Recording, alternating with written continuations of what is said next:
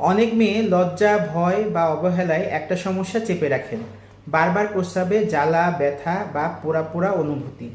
অনেকেই ভাবে একবার ওষুধ খেলেই ঠিক হয়ে যাবে, কিন্তু চেম্বারে আমি প্রতিদিন রোগী দেখি, সেটি ভালো হয় আবার ফিরে আসে।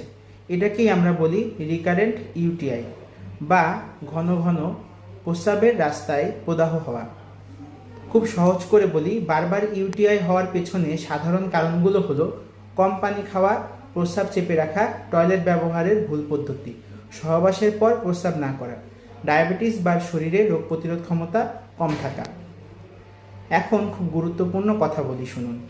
বারবার ইউটিআই হলে শুধু অ্যান্টিবায়োটিক খেলেই সমাধান হয় না।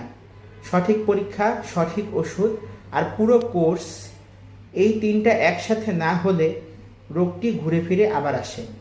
তাই দেরি করলে ইনফেকশন প্রস্রাবের থলি থেকে শুরু করে কিডনি পর্যন্ত পৌঁছে যেতে পারে।